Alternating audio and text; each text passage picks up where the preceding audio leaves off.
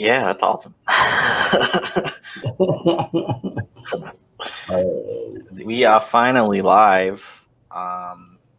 Yeah, this took a while to set up, this whole scheduling thing. People dropping, and then I'd add different people. But Ed stayed from the beginning, and he's first. So I don't know what to tell you. It's just a case of when I make a commitment, I keep it. that's good. So the people that dropped had like actual excuses of like why, like good ones. So Fair enough. Yeah. The meteors hit their areas of the planet. No, that's just like personal things. Like their house gone, everyone they know is gone. The dinosaurs are back. It's ridiculous. Yeah. It was really good. I just didn't see it coming. It's a good excuse. That's a pretty good excuse. So this is our 3-day live Comic-Con thing, COVID free.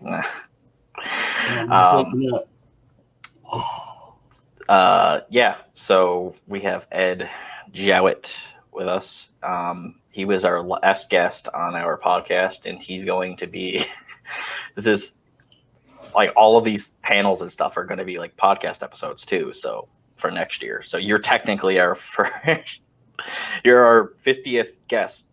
I like to think that what it gives you is an air of continuity. Yeah. That's the way I look at it. Yeah.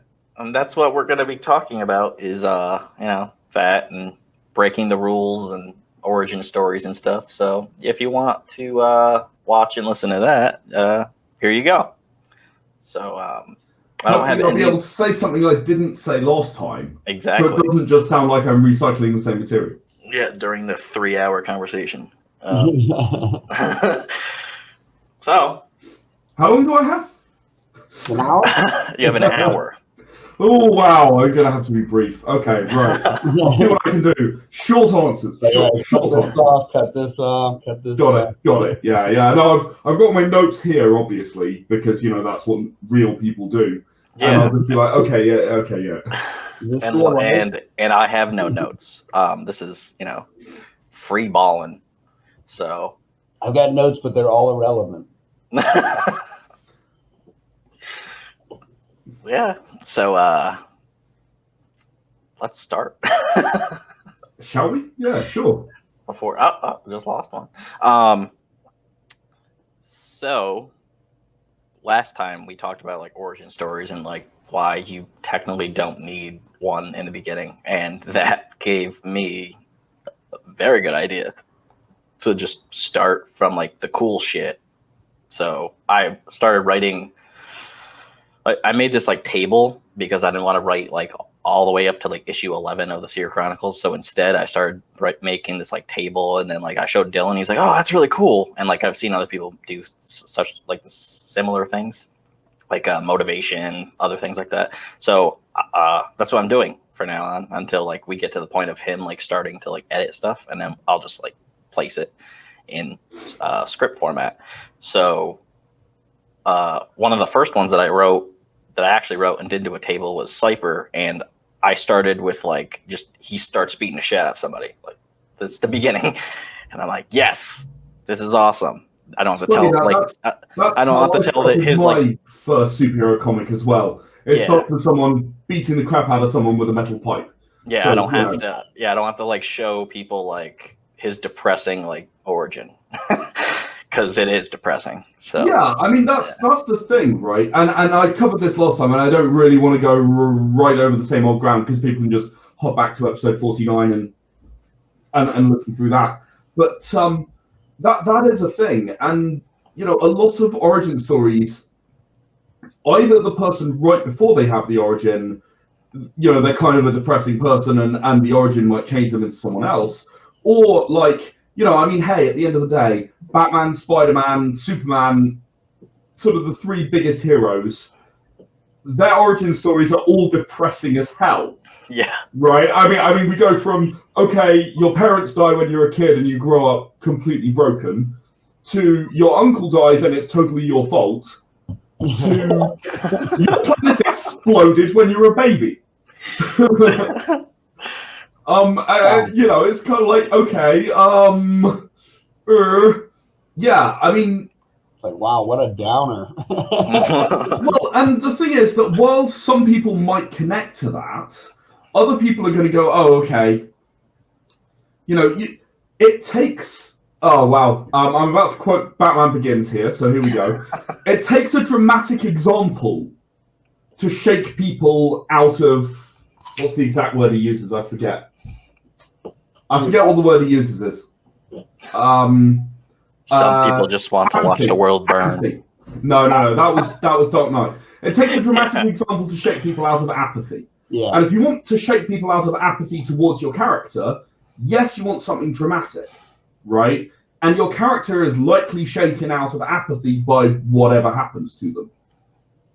Unless they were remarkable in some way before they got the powers. You know, you might argue that Steve Rogers, Captain America, he was never shaken out of apathy. He always believed what he believed, and he was just told, I'm taking the MCU one here, sod off, you can't be part of this, you aren't strong enough. And that was literally the only thing he was given. It wasn't his lack of drive, it wasn't anything else. It was just, no, sorry, you can't be part of this. Yeah, that's a great example of like a story that can break the rule and start right off with the origin, because the origin is actually what gets you interested in the character after you've already seen a bunch of like strong characters. Is it? Is it though? Captain America specifically, could you imagine being a soldier or an 18-year-old kid during World War II, reading a comic about some weak kid who ends up being strong enough to go fight, right? Like, and then it's like, oh, if you just join the army or the Marines, you can become strong like Captain America. So like, it's I know that they didn't start with him. I'm pretty sure they didn't start showing the origin, but he's actually an example of where the origin could have started. It could have at the time, right? I'm talking about his various reboots now, and I would actually argue that Captain America: The First Avenger did not really need to exist. Like, it existed purely for one reason in terms of the continuity. So he goes back in time. No, because you can just have him discovered frozen and have him, It existed for one reason in terms of the continuity up to the end of the Avengers movie, and that was Hydra weapons. Bam! We know what those are. Oh, yeah, I got you. I meant the reason why they show that back in time, though, is because the very last, scene of the final Avengers... They had not planned that. No way. No way did they plan that. The only reason why they might have is because I remember back in 2000... So in 2008, they released, the whole timeline of everything, but they didn't have, maybe 6 of the movies at that time. So, but most of the movies were already released, the timeline was already released in 2008. But in 2010, they toyed around with a few more they thought were going to follow it up. And one of them was another Captain America after. And I was presuming it was going to be either Bucky or Falcon that were going to take over. So that's the only reason why it's possible that they planned that ahead of time. But yes, I agree. They probably did. I think, especially given that, Avengers up to basically Age of Ultron was Joss Whedon's brainchild, and then the Russos took it over. Yeah. I really don't think so. Yeah, I really don't think that was planned. So, I would argue that actually you could pretty much skip the first Avenger and never watch it, and you'd still pretty much get the general idea of everything and be completely happy with starting. I guess you'd then start with Avengers being the first time you meet Cap. Yeah. And then the Winter Soldier being the next movie with Cap. Yeah, we found a super soldier frozen in ice. And they actually how it happened. Let's just move on. They actually have flashbacks, and even Nick Fury says they fished it out of the ice next to you, and when he's in the first scene that he's in Avengers, when Fury walks in and recruits him, he's like, "Yeah, you should have left it in the ice. You should have left it down there."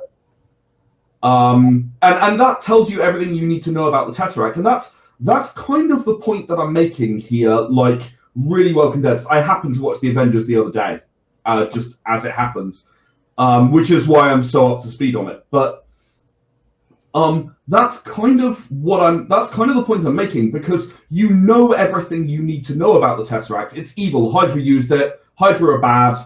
They made weapons with it, and you should have left it under the ice. It's pretty much the worst thing he's ever encountered. Okay, I now know everything in the entire plot of Captain America. Thank you.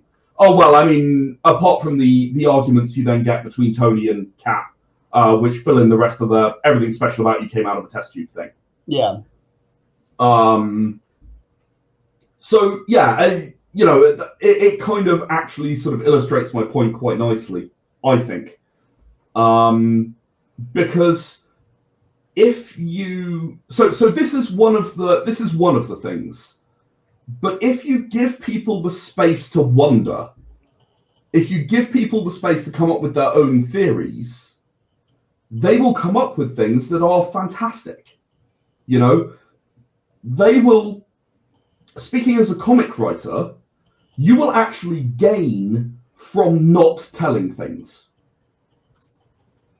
Yeah. Because people will put in something so much better than you could ever have said. Right? So much better than you could ever have written, so much better than the artist could have ever pulled off. They'll imagine it in their head. Right? Novels versus movies. Like there's so many people that hate the movie because what they envision the novel saying isn't what they portrayed in the movie. Yeah, I mean, I'm quite guilty of that in some areas. Dune is probably my least favorite movie of all time, purely because of what it does to the source material. And in fairness, if I take a step back and remove the emotion from it, it's only 3 major plot points that they completely messed with. And if you ignore those 3 major plot points, which are kind of like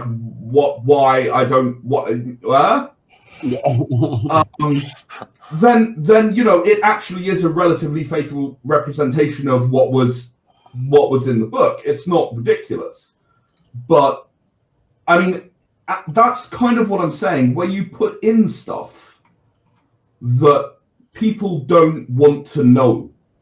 You can end yourself up in a bad corner, and as a comic writer or a movie writer or a novel writer or whatever, you can often have a lot of power by not saying things. I was talking with John, who I mentioned in the last podcast quite a few times. I was talking with John the other day. We're in the process of writing, coincidentally, an Avengers-style team-up, right? Which is how come I ended up watching Avengers last weekend. And... He said something that he said to me a few times, and it rang a bell, and I thought I'd mention it. Good writing, whether it's comics or novels or whatever, is not when you have nothing more to add. It's when you have nothing more to take away. Right? And I think, since we last spoke, I've actually started working with a number of other writers. So I've started up a whole bunch of new collaborations. You guys may have even seen on Facebook. And I wanted to reach out. Actually, it was you guys who made me want to do that. So after I spoke to you, I was like, wow, I really want to go out there and I want to kind of help people tell a story, get people to help me tell a story so I can learn. And what I've found is a lot of people don't understand that principle, of it's not adding more stuff. It's taking everything away that you don't absolutely require. And most people err on the side of adding way too much. Honestly, it's much like telling the truth. Like the truth is once you've removed everything else. That's why it's the same as good storytelling. It's the same as most good things. Like very, very good foods don't have many ingredients. They're just prepared very well. And I'm actually on this screen that I keep glancing at over here. I've actually got the first page of what's come out of one of those collaborations. I've already written, 3 comics in the last couple of weeks. I've written them out, I've sent them off to artists and so on, and I've just had the first page back from the first artist. And on the entire page, there are 2 narration boxes, and that's it. That's all you need. The rest is just told with okay, panel, 4 panels on the page, 5 panels on the page, and 2 narration boxes, because that's all you need. Yeah, that's like so Ink, the first issue of that, it's just narration, really. I think it's just narration, and then there's like one word that's spoken, and he says "fuck." That's it. That's it, or shit, or something like that, and that's it. That's all that's said at the end. And I think that actually like is the reason why so many people want to see the second issue. They're like, "Where are you going with it next?" I'm like, well, I have it written, but I'm not going to tell people. But Yeah, it is very cool though, because like with Ink, like essentially we took almost a mistake and made it like that too. Like it ended up being where the original comic didn't, like the artist that we sent the script to, we didn't really break down the script well enough in the first time, because like that was before I started doing any edits, and like you couldn't panel it out appropriately, so he kind of just winged it and tried to make it work the best that he could. And with that, I basically looked it over. I'm like, I don't know how to make the script work over this. So we actually like removed all the words and started over just looking at the panels. And then we kind of like, with the idea of what's going on, we rewrote the narration of it over the top of it. And it turned out to be like, yeah, everyone like loved it. Some of this is, but I mean, we were talking last time, right, about don't get pinned down by rules where you don't even know where they came from, right? And that's a really good example of somewhere where you didn't. You just went, okay, well, I wrote the script, and the script is now garbage for this artwork. It's not going to work. We got to completely redo this, throw everything we thought of out the window, and start again and figure something out that works. And I get where you're coming from, because that's exactly what you did. You went, okay, forget the rules, forget what you're supposed to do, forget the character talking, forget anything. Let the reader project onto that character everything that they think they're thinking, and let's move on with the story now. Yeah, definitely. We definitely let the art tell the story and let people, imagine what's going on. Yeah, because one of my favorite things so far that has been we've released so far is in Ink. It's that just like that nightmare scene is just awesome. So that's, I'm not the only one that actually has said that. Like multiple people have like, that's like one of the best things. Like that's still my like that other than like the first time we see this guy, our main guy break out of the ground. Outside of that, because that was just something we were excited about, but like the Ink artistically, like that's definitely by far amazing. Yeah. And I can't wait for our other series scales, because just like the one thing is exactly what I was thinking it was going to look like, and that's awesome.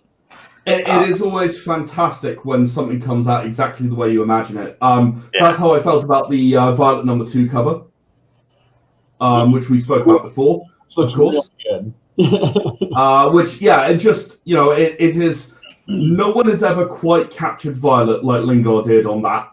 For my Violet, like Lingard did on that page, just the what he did there, every single detail was perfect, and I didn't even give him that much of a direction. He pretty much went away and just delivered it, which is truly remarkable. That does not happen often. Yeah, we have like this thing. It's like colors in our comics are like pretty symbolic for certain things. It's not really like a spoiler, really. So purple is kind of like good energy, and red is like bad. So that kind of took that in a way from Star Wars. Like red is bad. Yeah. So I did that, but there's a color that's in scales that's not good or bad. It's just like it's symbolic to a certain person's like clothing option. I don't want to like give it away, but that's in there. So I just can't wait for that. It's just really cool that we did that. I forgot what I was gonna say. Yeah. So I forgot what I was gonna say. Really, what was I gonna say? I was gonna say something. I'm sorry, that's a little beyond my current level of power. You're not psychic. Over 9,000. If I actually knew this, like I didn't have to do an origin story, I think the beginning of the Seer Chronicles wouldn't be 46 pages. Just because because I just said that to our artist yesterday because he's like, oh, page 9 is ready. I was like, sick. Page 9, yeah. And I was like, yeah, I know it's a lot of work because like the first story is 46 pages, not counting the intro page and then the covers. But yeah. He's like, yeah, it's a lot of work. And I was like, I'm so sorry. Honestly, the thing that I'm kind of excited about is like from the conversation we had, there's a lot of stories that even though we started off right in their origin, it's enough to know what might happen, and then we're going to make a big jump into what we were excited to get to anyways. So it's kind of like you're saying, we know why it's cool because we know what happens. But if you don't know what happens, the origin might not be that cool. So like, don't get me wrong. You need to know what happens, right? As a writer, and I don't want to imply otherwise to anyone who's watching this and going, oh, I'm a starting writer, so I don't even need to think about an origin for my character. I think you do. I think you need to think about it and figure it out and figure out what it is. And Violet, to take an example, has had an origin story forever. I've never written it anywhere. No, I lie. I've actually got it written on a backup of a forum that I had on one of my previous iterations of my website. Nice. Which was kept private to only me and the other writers. So only 4 people in the world have ever seen it. Assuming that the other 3 actually read it, which is an assumption. But it is important. Like one of the things that Greg and I did when we were working through issue 2 of the comic was one of the characters who actually may not be that relevant in future issues. We wrote a whole backstory just so we knew how he might react during one of the scenes. Well, that's the thing, isn't it? Like people react based on their history. So understanding their history is really important. You don't necessarily need to show everything. You just need to understand what their history is and how that makes them behave. Yeah. That's why why does Spider-Man risk his life to save old people? It's because he let one die. And the thing is that the reason why, like, okay, maybe it's because he let one die, or maybe it's because his grandmother's old and he feels sympathy. Those 2 things make him react completely differently in any circumstance. Yeah. Right? Like, and they're both completely valid reasons for why he might go around saving old people. You know, like they're both totally valid, but they would cause a different character. Mm-hmm. So yeah, knowing what you're going to do is really important. The other thing that I would say is, you know, I was talking about I'm writing a sort of combined event at the moment. It's called Cascade, and I think another thing that's important when you're trying to build up to a combined event, as I did. So, just a little background. I did 3 separate characters. That was Lacuna, Blue Shift, and Violet. We had a 4th character, had 2 like short books, but also had appeared in as an antagonist in one of those earlier books. And then we did sort of some other sort of separate ones, and then we came back and we did a Blue Shift number 2, a Violet number 2. We went back to Penumbra, who's the character I referred to as being the antagonist in Lacuna, and her book is the last one before we then go into this Cascade event. But the thing is that none of these are, okay, possible exception of Penumbra, none of these are like just building up to something else that you're not even going to see this issue. Every single one is a story, right? And there are Easter eggs in there that when you see Cascade, you'll look back and you go, oh, right, oh, okay, yeah, no, okay, yeah, no, okay, that all lines up really nicely. And you can only do that if you write the whole story first, which obviously you guys have done. But I would encourage anyone who's trying to write a comic to reach that point.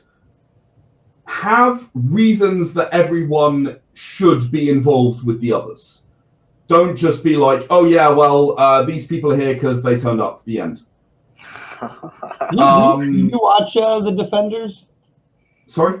Did you watch The Defenders? I haven't got around to it yet. I finished watching Daredevil 1 and 2 and Jessica Jones and Luke Cage, and then I got busy, and I never got around to Iron Fist, so I never watched The Defenders either. Yeah, so I watched, what was it, Daredevil season 1, 2, Jessica Jones 1. I watched 2 later, and then I watched Luke Cage 1. Yeah, that's where I got to. I didn't watch 2 of anything else apart from Daredevil. And then I watched Punisher, and then I watched The Defenders. I think that was the order. But I'm beyond The Defenders now, but like I watched the first, I think it was, I don't know, it might be 2 seasons, but the first season of The Defenders, I ended up watching that, and I believe one of the characters does kind of feel that way, where it's like, why are you here? Like, how do like I get why you're here, but like it wasn't. But the other ones, it made sense. Like it overlapped.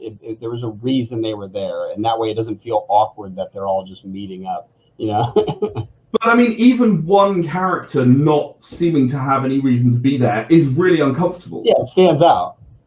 Like it just makes you enjoy the whole story less.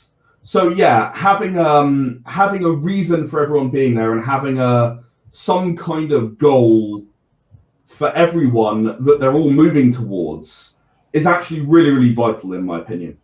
Yeah, definitely agreed. Yeah, when I was writing out issues 7 to 12, there's this one character that has to be in the story near the end. Like, if they're not, then this whole thing that we acted out like a year ago won't happen. And like that needs to happen because it's amazing and it's got to happen. And I was trying to figure it out because I was like, wait, if they're not at this moment, then that means I have to plot them in a different way. I have to figure out a different way to put them in the story because like the original way is gone. Like, the original way, my serial killer character was going to somehow be involved, and that's not involved anymore with the comics, really. It's more like they have a one-shot comic, but they're mostly going to be in our video game. That's it. They won't be really in the newspaper stuff that we're going to be releasing. So I was like, oh, shit. So I had to figure out a new way for that person to still have the same fate because, like, that also ends the certain plot point for somebody else. So that was fun. Yeah, I get how hard he's trying to like not say it. He's like, there's this thing that's really cool. It's in my head. I swear to God, it's cool. Well, I can tell you a little bit about the character whose artwork I have page 1 for, if you like. Yeah. Just as a point of interest. So I thought about how I could have a little play with the trope of, oh, my life sucks, but I'm a superhero and that's awesome. Like Spider-Man, right? Like, Spider-Man's life sucks. In general, just sucks as Peter Parker. And as Spider-Man, okay, yeah, he fights supervillains, but he generally comes out on top and it's generally pretty good. And I thought, okay, what if there's a character out there who basically has a perfect life? Outside of being a superhero.